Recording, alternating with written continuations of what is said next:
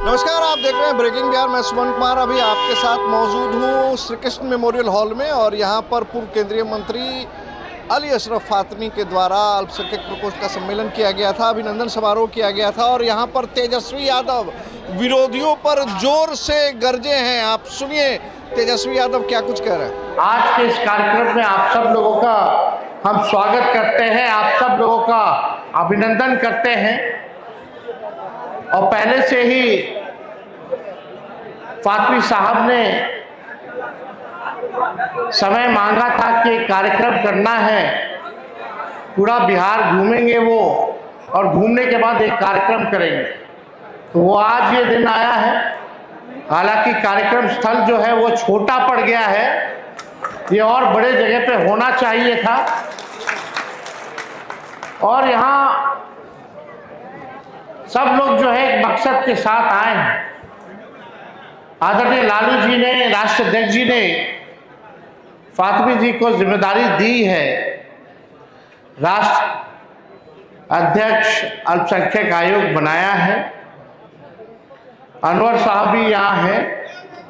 अब हम लोगों को संगठन को जो है और मजबूत करना है और विस्तार करना है, बूथ को मजबूत करना है।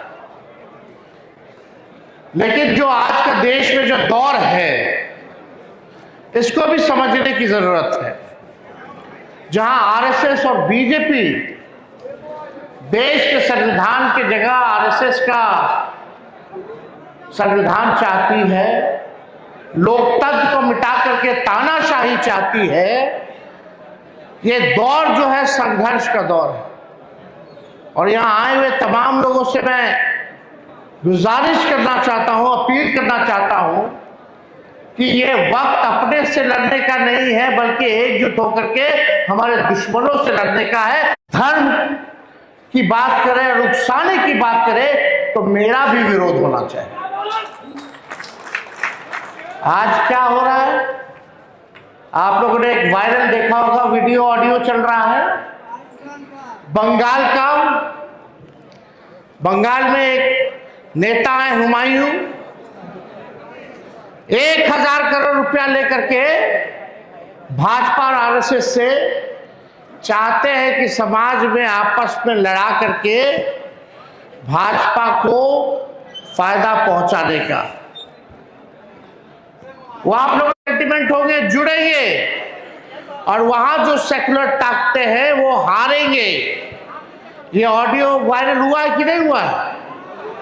जो लोग नहीं देखे वो देखिए, जानिए। और भाजपा और आरएसएस के डिजाइन को हम लोगों को पहचानने की जरूरत है, जो हमारे भाईचारा, अमन चैन को छीनना चाहते हैं, जो दंगा फसाद कराना चाहते हैं। और सदियों से यही काम में वो लोग लगे रहे हैं। हमें फक्र है कि हम लालू जी के बेटे हैं। वो लालू जी जब बाबरी मस्जिद को गिराने के लिए अडवाणी जी रथ यात्रा निकाले थे, ये बिहार की धरती है जहां लालू जी ने अडवाणी जी को गिरफ्तार करके रथ यात्रा को रोकने का काम किया। और आज भी हम लोगों के ऊपर मुकदमा, पूरे परिवार के ऊपर मुकदमा, लोग जो है बदनाम करने की साजिश करते, तोड़ना चाहते हैं। अगर तेजस्वी लॉ एंड ऑर्डर का सवाल उठाता है, बढ़ता अपराध का सवाल उठाता है, तो एक झूठा केस जो है उसामा पे करके न्यूज को डाइवर्ट करने का प्रयास है। तो लालू जी अब तक नहीं झुके, ना झुके हैं, ना झुकेंगे। इन फिरका परस्त शक्तियों से हमेशा लड़ते रहेंगे। जब लालू जी नहीं झुके तो लालू जी का बेटा भी झुकने को तैयार नहीं रहे। हम लोग लड़ने वाले लोग भले ही तंत्र मंत्र से इस चुनाव में बहुत अपना बेईमानी करके लोगों ने सीटें लाने का प्रयास किया, लेकिन हम लोग विचार के पक्के हैं। कोई एक व्यक्ति बता दे कि राष्ट्रीय जनता दल एक ऐसी पार्टी जो बीजेपी से समझौता नहीं किया। लेकिन आज भी आप देखिएगा अपने विचार पे हम लोग कायम हैं। कई बार उंगलियां ऐसे ऐसे केंद्र में बिल लाएंगे, केंद्र सरकार ने बिल लाए पार्लियामेंट में, जिसका हम लोगों ने विरोध किया। सड़क से लेकर सदनों तक कहीं भी आप देखिएगा हम लोगों ने उनके पॉलिसीज को नकारने का काम किया है। जो भी पॉलिसीज अल्पसंख्यक भाइयों को तबाह करने के लिए लाया गया है, कभी भी कॉम्प्रोमाइज हम लोगों ने नहीं किया।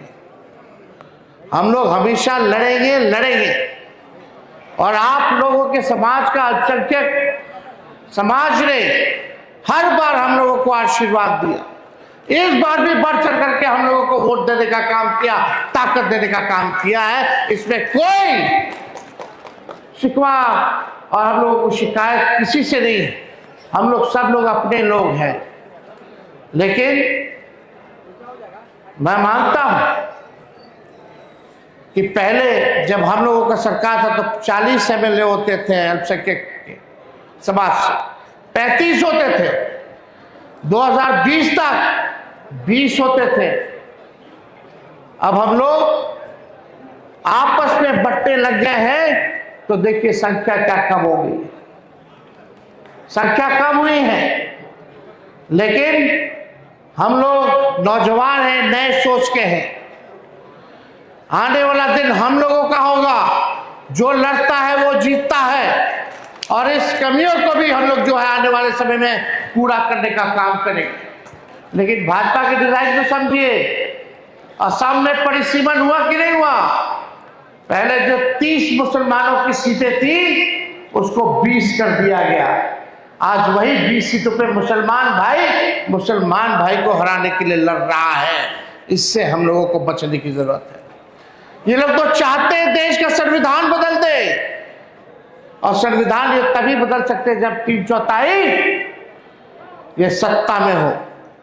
जहां भी विपक्ष की सरकार है वहां ये लोग गिराना चाहता है, ताकि अपने हिसाब से ये लोग संविधान में बदलाव करें। संविधान में बदलाव आएगा तो आप समझ जाइए, जो पिछड़े समाज के लोग हैं, अति पिछड़े समाज के लोग हैं, दलित समाज के लोग हैं, अल्पसंख्यक समाज के लोग हैं, ये लोग उन लोगों को देखना नहीं चाहते। तानाशाह वाला काम ये लोग करना चाहता है। और हम सब लोग इतनी बड़ी संख्या में हम लोग आए हैं, यहां मंच पे बैठे हर एक नेताओं की जिम्मेवारी है कि पार्टी को और मजबूत करें, जमीन को और हम लोग मजबूत करें, ताकि आने वाले चुनाव में या आने वाले कभी भी संघर्ष के दौर में हम लोग एकजुट होकर के उन फिरकापरस्त शक्तियों से लड़ने का काम करें। सब लोग यहां जुटे हैं, लेकिन हम लोग सब लोगों को एक साथ रहना है, एक साथ काम करना है। अब बात कीजिएगा सेक्युलरिज्म की, अब फिर यहां भी भड़काने वाली भाषाएं अगर बोली जाएगी, धार्मिक बातें भड़काने वाली बात बोली जाएगी, तो दोनों चीज एक साथ नहीं चल सकता है। इसलिए जो समय की मांग है, समय की हम लोगों को संघर्ष करने की जरूरत है। और आने वाले समय में भी हम सब लोग मिलजुल करके, कुछ खामियां हुई होंगी, गलतियां हुई होंगी, उसको मिलजुल करके हम लोग सुधारने का काम करेंगे और एक फिर से मजबूत। आप सब लोगों का हम शुक्रिया करते हैं, जनाब अनवर जी का भी, फातिमी साहब का भी, और जो हमारे अल्पसंख्यक प्रकोष्ठ के जितने हमारे अध्यक्ष हैं उन सबको भी हम बधाई देते हैं कि एक सफल कार्यक्रम जो है आप लोगों ने करने का काम किया है। और हमको लगता है कि खाने का भी व्यवस्था है। बिरयानी बहुत देर से लोग आए होंगे, वो लोग भी भूखे होंगे, तो हमको लगता है कि सब लोग एक बार सिस्टमैटिक होकर के लोगों को खिलाने पिलाने का भी काम जो है फातिमी साहब आप लोग मिल करके कराने का काम कीजिए। आप सब लोग आए, आप सब लोगों का दिल से धन्यवाद। जय हिंद, जय बिहार। जैसा कि आपने सुना, तेजस्वी यादव ने स्पष्ट तौर से कहा कि सरकार हमें लड़वाना चाहती है, आपस में विभेद कराना चाहती है। हमें अभी के माहौल को देखते हुए ये तय करना होगा कि हम वैसे बातों से बचें जिन बातों से विवाद हो सकता है और समाज का माहौल खराब हो सकता है। इन तमाम मुद्दों पर आपकी क्या कुछ प्रतिक्रिया है, अपनी प्रतिक्रिया से हमें अवगत करें।